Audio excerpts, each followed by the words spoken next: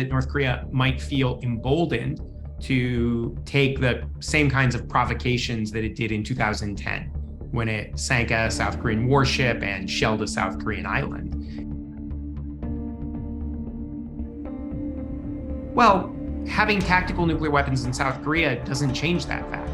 Ultimately, it doesn't allow you to deter those kinds of provocations. Is when South Korea talks about conducting a preemptive strike, that gives Kim Jong-un an incentive not just to have nuclear weapons that he has for deterrence that are locked away in a basement.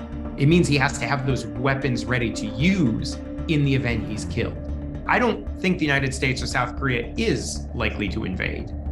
I think that this is kind of a paranoid fear that Kim Jong-un has.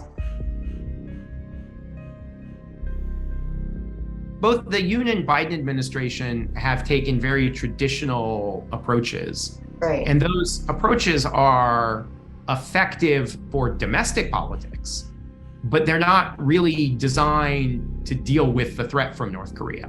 And honestly, I think both Seoul and Washington know that it has no effect. I think that's a fantasy. When we try our policies and they don't work, and the South Koreans try and the Japanese try, and nothing works, we say, well, maybe the Chinese have a magic solution.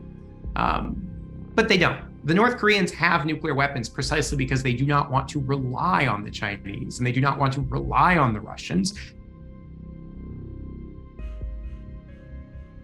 Well, I think North Korea is going to select a political moment when they think that the consequences they face will be the least.